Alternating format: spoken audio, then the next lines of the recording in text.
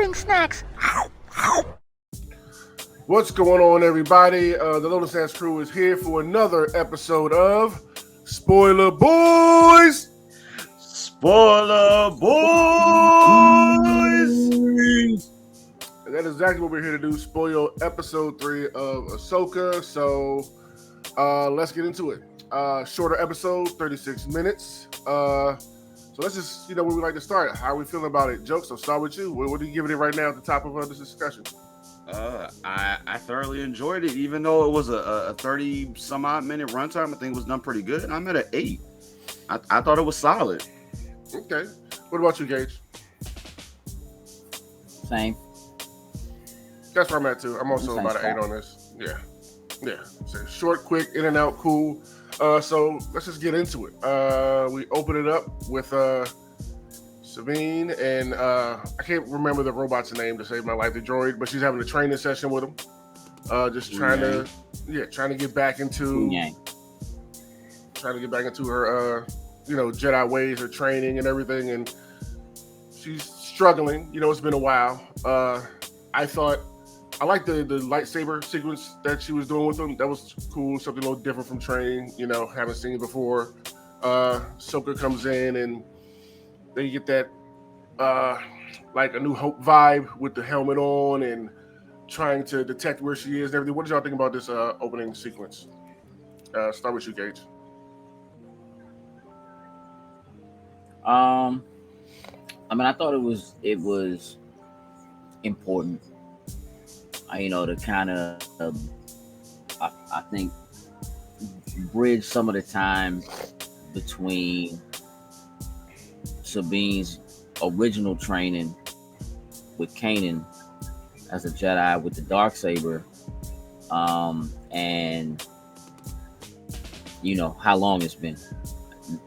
Just kind of show that she's rusty. That like she, I think in that first episode, man, when she runs down and she has the lightsaber and pretty much gets dealt with. I think especially if you're somebody who has no idea about Rebels or whatever, and like you're getting these little bits of like, she had some training or whatever, and you just have no idea. I just think it was good to not only see that she did have some training on, beforehand, but to kind of hear them talk a little bit about it. So I think it was good. I thought it was well done. Again, like you said, the call back to like A New Hope when, Ahsoka's like, makes her put on. I like that it seemed much more Japanese in terms of the training. A lot of lightsaber duels and fighting is very initially seem more Knights of the Round Table than it did. Like, when you begin to kind of see, sword fighting of really different styles from different eras of actual sword fighting, as you get to the prequels. And so I just kind of like that they were training with like kendo sticks and stuff that's more in along those lines, which I just think was kind of an important thing. And so even the mask that she wore to make her blind, so she couldn't see, so that she could try to get herself in tune with the Force. I think that's going to be important down the line. But even that had like a Japanese look. It looked more like a kendo mask. So I thought that was cool, and Ahsoka giving her that push, and the fact that it seemed like she was maybe getting it a little bit. Like if she does get to a point where at one point Ahsoka doesn't tap her in behind her, but she does turn around.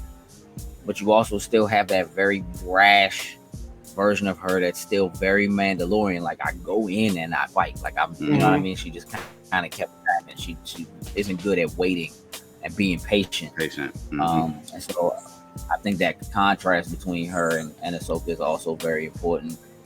And it seems like it's forcing Ahsoka to have to change herself as a master and a trainer to kind of meet the needs of the trainee. So I thought that was cool. What about you, Jokes? I think what he said was solid. I think it was cool to see, she kind of remembers some of the training. So you see her going through the motions as he's calling out, the different stances or the different type of swipe that you would do. And you can see that she's at least she knows or remembers it. It may not have been necessarily the best slashes or the best type that they should have been for it. But just to establish that she has been in that training realm before. It was established kind of when she was fighting Ahsoka and trying to, tune to the forest and get aware of your surroundings, that she was like, you're giving it, not necessarily giving fully into your anger for it, but like the Mandalorian side of things, it is really just that gung-ho fighting type of style where she was getting it, but it was getting her off balance. So where she was starting to pick up on it, Ahsoka was easily able to exploit and show her, like, listen, you still got these openings here, and I can just easily hit your ankle, chop you down, and you're going to be sitting ducks. Just like you said, you would have been dead if you were trying to rely on just those type of instincts alone. But you can see clearly the master Padawan vibe is starting to be there, even though there's clearly just a disconnect still because of them. This is really their first time training, and we don't exactly know the time frame that they've been separated from each other. But you can clearly see that little bit of distance is there for it. But as we get further into the episode, we started to see some of those things kind of shift a little bit for it. Yeah. I agree with both of y'all. Great way to set off the episode. Great way to open everything up. After that, we move over to Hera, who's, dealing with the rebels and everything, trying to get stuff together. And she gets called by the council who want to just get an update, all that stuff. She goes in to have a conversation with them. And there's tension between them and Hera. They're kind of questioning, is what she's doing necessary? Like, she's trying to prevent this war, but they believe it's more so about finding Ezra, and one of them decide to call her on that. She's not too happy about that. She tries to check him. Actually, I think she does pretty much check him. Like, have you ever been in war? I like that. How she pulled that off. I was like, that was pretty dope. And I feel like they pulled back at the end. Like, we were going to go and talk about this. Like, I don't think they thought the conversation was going to end up going in their direction. I mean, do y'all get that vibe from what was happening, the way they kind of pulled out of that conversation at the end? Yeah, I mean, in their direction, like trying to get her to stop what she's doing, like as far as trying to get a task force to go check out, where they think Thrawn might be. You know what I mean? Like they're not believing the whole Thrawn angle. They think she's using it to try to find Ezra.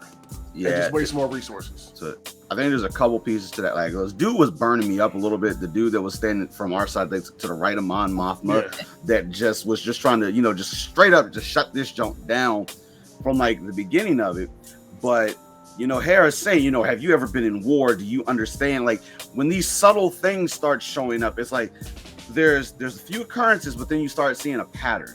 And they at least acknowledge that the whole base that Morgan's people was at, it's like, hey, listen, that ain't just one type of event. This is probably going to be a real thing that we need to focus on and go after. Mon was trying to, I feel like she was trying to put both sides at ease a little bit. And at the end when she's like, let me discuss it with the council, I feel like she probably did try to say, listen, like, if this dude Thrawn is still out there, I was like, what is the problem with us making sure that I is not dotted and the T is not crossed and that dude is dead? Like, I feel like that would be something that you would really want to do. But they were talking about, like, let's put our resources into our fledgling republic instead of going off on this wild goose chase. So I get it I can kind of understand from a senator standpoint and trying to, make sure things around home are safe first and thinking that this is a wild goose chase. But I feel like those pieces are in line. Like, we don't hear her mention, like these two, the fake Jedi. Like, none of that information was divulged on there for it. I feel like maybe some of those things maybe should have been said to try to teeter it a little bit more in favor of doing it. But clearly this is going to end up coming back and biting him in the rear end. Dude probably is in on it. I feel like at least one of them is probably in Morgan's camp. Still has ties to the Empire or whatever, but I wouldn't be surprised at all by that. If they infiltrated that whole shipyard and everything, pretty much right there under their noses, somebody on that council could absolutely, be working with the Empire. What are your thoughts, Gage? I mean, the one lady said it. She said the same thing that the dude at the shipyard said. She was like, "There's, people who were former Empire at every level." Like she said it herself, and to me, that's like she basically just snitched on all of them. I like, as far as I'm concerned, every last one of them is like the way dude was talking. I feel like Hera shutting that shipyard down messed with his money. Oh, like, yeah. I felt the pit in this wallet. Like, yeah, like, because the idea, the one lady's like, everybody got arrested. I thought, it's handled. It's like, I mean, again, clearly this joint has to go deeper, right? Than just that. But also, I think, to your point, Jokes, them bringing up the Jedi and the attack on is to me not as important to the conversation that they were having as it might have been to say, and not with Slim, they had actual droids that were working against them. It's not like, so I also just think it's important for them to kind of continue to sow the seeds of, look, we already all know where this goes. You know what I mean? Like, this is something that's happening in between stuff we've already seen. So I think it's important for them to show how vulnerable the New Republic is and why the New Republic ends up not being worth anything in the long run, right? And them having to do it again. And like her calling him out, just being like, "You ever fight in war?" Because was I think less about her trying to say that her information was correct and more about her just fighting him, just having words with him about, because she's like, "Oh, so you just sat back and let it happen." Yeah. You know what I'm saying? And waited to see she said, "You just sat back and waited to see who came out on top." So basically what she's doing is she's calling him an Empire loyalist. She's saying that he's not interested in stopping the Empire because he doesn't care. It doesn't matter to him. Mm-hmm. He'll side with whoever happens to be winning it as long as his money is good. And so him saying you're wasting resources is the same thing as you wasting my money. Mm-hmm. Right? And I'm about this paper and I don't care who wins the war, or whatever. If there is something else going on, there's something in it for him too. Mm-hmm. Which is more of what I think she was alluding to. She basically was calling him out for being a loyalist, within the Senate. So we'll see where he lands in the long run. But doesn't look too good right now for him. Yeah. All right. So after that, we head back into space where Ahsoka, Sabine, they're flying to their destination, and they have a nice, quick conversation. Sabine wants to up her training with the Force because she can't pretty much do it right now, and kind of like y'all said earlier, she's trying to rush things. That Mandalorian side, she wants to push through, get it figured out, and Ahsoka's trying to tell her, you gotta take her time. She shows her with little Force with the cups and everything, and obviously Sabine is frustrated, but she's just learning, take your time, but you'll get there. There's no need to rush. That's not how the Force works. Yada yada, which was pretty cool. And we get Ahsoka going back to the cockpit and having to get some kind of like real talk, from the droid, talking to her about how maybe she needs to approach things with Sabine. Like, I thought it was pretty cool. What about y'all? Yeah, I mean, like you said earlier, like, this is where Ahsoka's really got to, look at things a little bit differently. Hu Yang just, originally just straight up told Sabine, is just like, listen, like, when it comes time for using the Force, you are the worst of the worst, and you would not be choosing to be a Jedi. But I thought in between there and learning, I feel like they changed it a little bit about Force users, because typically, you know, in the typical Jedi training stand, you know, if you exhibit the teachings of being able to wield the Force, you know, you become a Jedi. But in this case, obviously, Sabine, as of now, has no connection to the Force whatsoever. So it's almost like you're going like extra ground level per se, because she doesn't really have any of the... She's connected to the Force. She's connected to the Force. I mean, she's shown a connection to the Force and an ability within it. She just doesn't have. I mean, it's like what Ahsoka said. Ahsoka said every living thing is connected to the Force, right? Just her, she is kind of shut off from it, and she's trying to force the Force. Yeah, that's what you did. Yeah. You know, so she's trying to force it instead of like allowing it to flow. So but I think what's important about that is that, and we'll see going forward, I have a feeling that one of the things that this show is going to do that is important is make it very clear that the use of the Force isn't something that can only really be done one way. Because what we've typically seen of the Force is that either the Sith or the Jedi use it to move things or you know, whatever, stuff like that. But we're also seeing that the witches, or the sisters of Dathomir, are using the Force, dark side of the Force, but are using the Force like magic. And so that there are different ways to become in tune with the Force and to use the Force. And so I think that might be something that ends up being different for Sabine, and that her training will not be traditional, just like everybody else before her, right?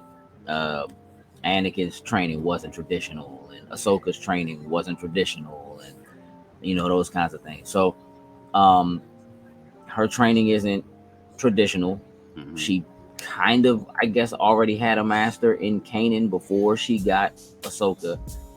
Ahsoka, I don't feel like really ever wanted to train her, because I think that she was so against the concept of Jedi by the time she got to a place where she was going to end up training her, that now she's realizing that because she's not training it, like she said it, she's like, I don't need her to be a Jedi, right? She's not really trying to train her to be a Jedi. She's training her to be able to deal with what it is they have coming in front of them. More than, like, she's not like, Ahsoka's not a Jedi. So technically what Sabine is getting isn't Jedi training. It's Force training, I guess, if you will. Like, she's learning how to fight in the way that they did, the way that she did, and she's learning about the Force and how the Force is used. But again, as a Mandalorian, as somebody who was good enough to wield the darksaber, clearly she has some ability that's like, Din Djarin couldn't do jack with that darksaber. And it's a little weird because, again, with the previous knowledge that I have of what's happened in Rebels, if you're watching this show and you haven't seen Rebels, then like, you don't really have any idea that she used to like whoop with that darksaber. Like, she got a lot of training with that and was wielding it like easily. You don't know that she's the one that gave it to Bo-Katan. Like you don't have any of that. So right now, I mean, she kind of looks like she hadn't really had much of any training. But she was like, I would have to consider her really thorough and to have Force abilities in some manner to be able to take control of the darksaber the way she did, and it not, you know, it got lighter and lighter and lighter for her. She was wielding that joint like it was nothing versus watching Din Djarin struggle. Try to, like drag that joint across the room. Just had to throw the weight around. Yeah, we'll have to see exactly what where it lands going forward. But she definitely has some control over the force. She has the force within her. Her ability to take control of it isn't quite there yet, and that's what we're looking to see. Now, how corny it's gonna be if she has it in the next 4 episodes. Yeah. We don't got but so much, episodes left here. But after that, they're in hyperspace. Hera calls in, lets them know that no, the council shot it down. Not gonna be able to help. Sabine's obviously pissed off about it. But we come out of hyperspace and we get a lengthy action sequence in a space dogfight kind of thing, which was pretty cool. I really enjoyed the sequence. This is one of those moments where Ahsoka has to take a moment and kind of hand over like somewhat of a leadership thing to Sabine so she can get the right shots and they can work together to like make a left here, turn right here so she can line up her shots to pick it off. I thought all that was really cool. Also, them heading to the hyper ring, whatever it's called, like in The Witch, I can't remember the lady's name. Morgan, yeah, she's, lining up the cannon to shoot back at her. I thought this was a real cool, like, dogfight action sequence overall. We have a dope callback to when in Clone Wars with Ahsoka having to be on outside of the ship, kind of defending with the lightsabers. Like, what did y'all think of this whole dogfight, this whole action sequence? I thought it was pretty cool. What about you, Gage? I'll start with you.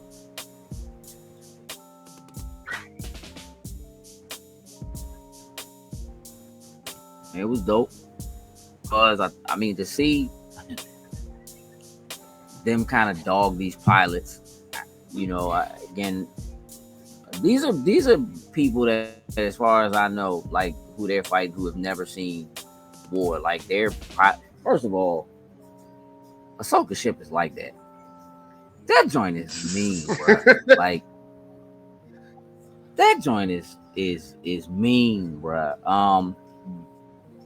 I think the most important thing about this dogfight is Ahsoka having to remove herself from the master part of the master and apprentice to say, okay, I am dealing with somebody who knows how to fight. I'm dealing with somebody who already knows what it means to be at war and to you know what I mean, to deal with stuff like this. So like, I can't just tell her what to do and expect that that's just going to be what it is. Like, and really was kind of like trying to blame it on Sabine, that Sabine was missing her shots, right? She's like, you just rusty. You're not, as opposed to falling back and saying, okay, tell me what you need. Like, I'm the pilot, but you're the one on the gun. So like, tell me where you need me to get you so that we can, handle this. Which I thought was a good lesson for Ahsoka. It reminded me a lot of what Ahsoka was like in series past when she's coming up and has always been stubborn and has always been very hard-headed and has always had to come back at the end and kind of go, okay, I'm not handling this right, let me adjust. And she's always, as a character, been very good at eventually making those adjustments. And so it's good to kind of see her, step into that. As far as the dogfights was concerned, once they started lining up, it was a wrap. Walked them, walk down. So, and to see the Inquisitor out there, like it's the first time I think we hear him speak. Yeah. They was getting kind of frustrated. They pulled off because Morgan was like, all right, I got him. You let him into our territory. I don't know why you don't, but no, you don't. You know what I'm saying? So,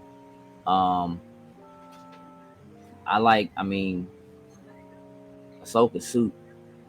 Hey, that's a spacewalk suit. Yeah. The blue and white was fly, bro. It was flat. And I can understand them being like, nah, she's on the wing, so we're gonna. I don't know. It's still kind of dumb. They could have just shot the ship and blew the whole joint up. But them being excited and shooting at her, cool. I'm surprised she didn't use the force to grab one of these ships and just yank that and just fling. Yeah. But hey, it's one of those things. Her, like, yeah, look, her little side somersault joint with slicing the wing off one of them joints was like, oh, okay. She got moves like Ray, and the moves like Jagger. That's What about it was cool though. I dug it. I think Gage hit that one perfectly. Like the whole thing was clean. Just the two of them ended up instead of being in that master Padawan world, this was really, we're working together here. So tell me what it is you need, and so we can line up all the shots. Like I thought all that was clean on there for it. Once we get to the end of it, as they're flying towards where Morgan is at. Yeah. What's funny to me is the hyperdrive rig. It looks exactly how the Jedi starfighters used to fly in. Like their ships actually went into one of those, so it seems like it's of Jedi design. Much larger scale of Jedi design. So I think that's kind of interesting to note on there for it. Had all the guns, of course, going around it, and she still couldn't do it. Like they got that one last one, but this dude Hu Yang was like, saying, "Listen, I'm gonna get a scan going, but you got to get me closer." Both of them is like, hey, right, like, bro, how much more closer do you want us to get? Just a little closer. I mean, the deflectors shields were like on 3%. Clearly, they ended up giving away because one good shot got in before we got to, of course, Ahsoka being on the wing and trying to fight off the rest of the ships as they were coming through for it. But overall, I thought that whole entire scene was executed well, and it still seemed like, for this being a 30-minute episode, like that scene, like you said, that was a long fight. It seemed longer than what the actual episode was at the time, but that's just them putting it together really well. But I thought it was solid. Yeah.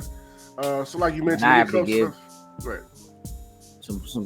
give some credit for it being a short episode to the fact that, like, I feel like we would see stuff like that in a 22-minute episode of like Rebels and anime. Like we would see stuff like that happen pretty easy. Like you would have episodes that had a beginning, a middle, and an end. You know what I'm saying, with some form of resolution.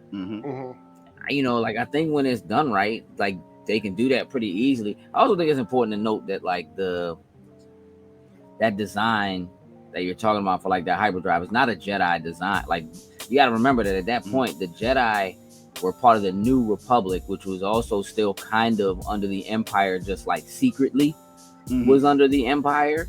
And so remember that they're using old tech from they're stealing that ship design is stuff that they've been stealing from those shipyards and taking. That's true. From the Republic and the Senate and old Empire stuff, like to build that. This is just the difference is that they can jump much further. Oh yeah. In that, and as far as I'm concerned, clearly at some point they're gonna get that joint working because we gotta see Ezra. No, but we're gonna see Thrawn, and we already know Thrawn's there. They could have kept that on the wrap. That's the question I did want to ask y'all. With not too many episodes left, when do you think we see Thrawn? Is it gonna be the last episode? Is it next week? Like, when do we think we see him? Episode 5. Episode 5 won't be next week. I think the episode after. I think 5. I think they have to have. I think the big question is whether or not they try to use Thrawn. Because look, it's gonna, to me, I think it's gonna feel stupid if they bring him back and then episodes. Like I just feel like that'll be.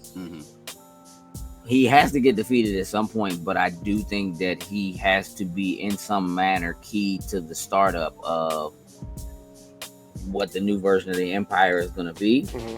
So I think by episode 5, he shows up just so you get some time. I think it's going to be important for people to understand how much of a threat he is, and I also Agreed. think they need to show either that these people were wrong about whether he existed or not, and or that they were waiting for him and they're like want him to come back in some manner. That's and I think they have to show. I think they're going to want more time. And I think they need to show to people who are not familiar with Thrawn how much of a threat he is when we do finally see him, like blow up a city or just, something to show, okay, this is why the Empire wants him back so bad and why everybody should be feared of him. Right. So he's going to come back. Yeah, like I want him to destroy that one dude's whole area. The dude who's going on Hera.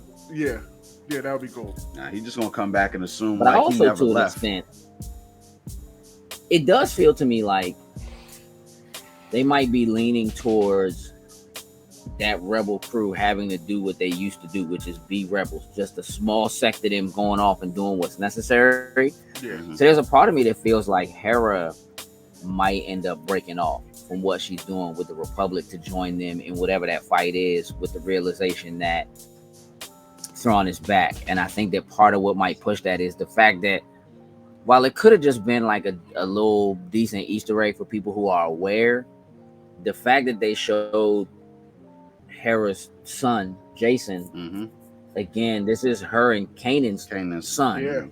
That Kanan died, but like her son being shown was like an Easter egg at the very end of Rebels. It wasn't like he was around, right? So she has a reason to fight and to kind of want to continue. And the fact that they dropped they dropped the bomb that he's like, I want to be a Jedi, and she's like, I know you do, or whatever. It's like there might be a need for for him to be in a training of some sort. And again, with everybody else, them having that atypical Jedi training for them, it's starting so late. And it used to be that if you're going to be a Jedi, your training has to start when you're very little, before, whatever.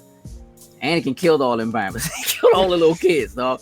So like, but Jason is young, and he's still older than Anakin was when Anakin started his training. Clearly Sabine is older than either of them were when she's starting, quote unquote, when she started her training. But again, that atypical version of it means that while they could get training, while he certainly could be force sensitive because his father was a Jedi, that they may not be training them to be Jedi.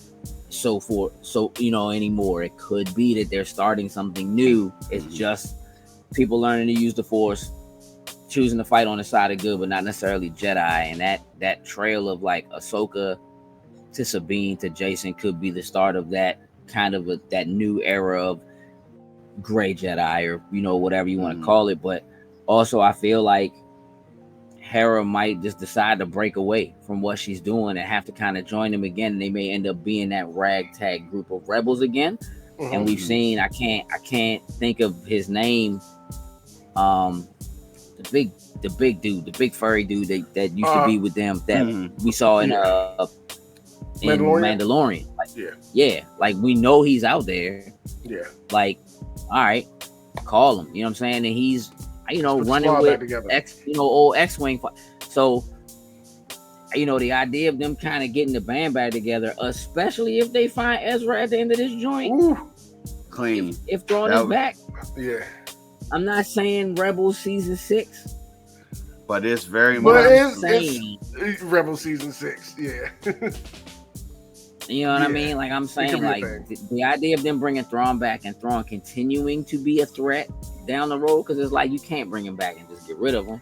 Oh no, so what do you do? He's the big bad for this Mandalorian, all that stuff. He's going to be the tie-in for like all the shows like come together. Well, at least Mandalorian, Ahsoka. At least the two of those could go together. Boba Fett, I guess. But I mean, it's in there. So Boba Fett, unfortunately, you gotta put that in there as well. So, but between those, But as we get to the end of this episode, ship's damaged. They got to escape, so they kind of fly down to the planet, and it's all smoky and all that kind of stuff. And we see the whales that we saw at the end of Rebels.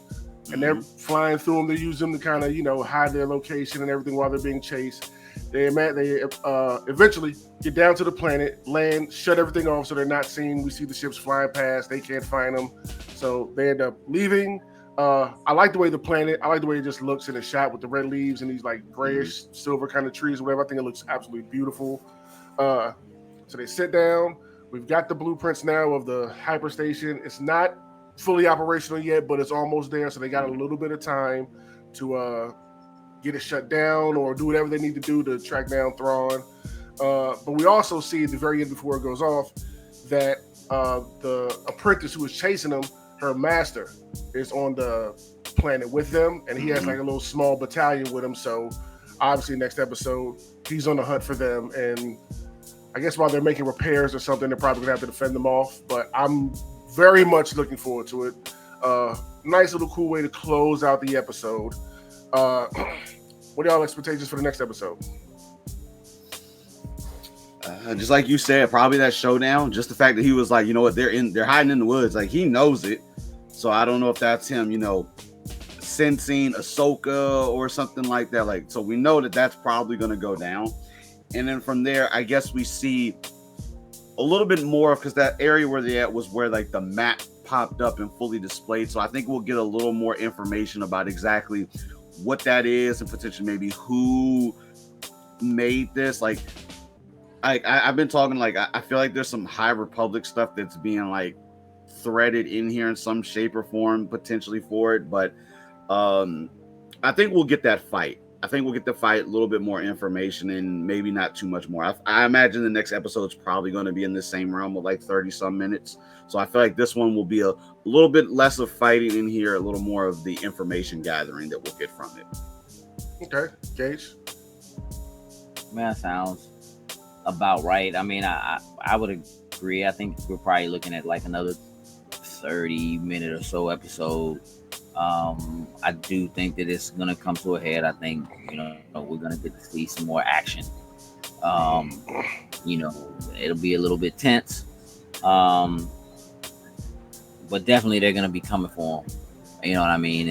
And again, we're coming fourth episode, so we're like, this is good. Wherever this ends, we're right in the middle. Like once that next episode ends, so I think, however they choose to end it, they're obviously in a place where either they're holding them off long enough for Morgan to do what she needs to do, be able to travel to go get Thrawn, but like there's clearly going to, like, we know that there's a showdown between Ahsoka and I can't think of his name. Baylan. Yeah.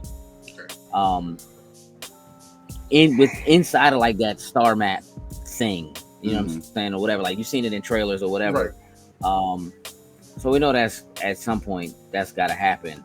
Whether it happens in the next episode or not remains to be seen, but if I had to wager, I'd say it comes in this episode because they were already there, you know what I mean? And I think at this point we're beginning to run out of trailer footage.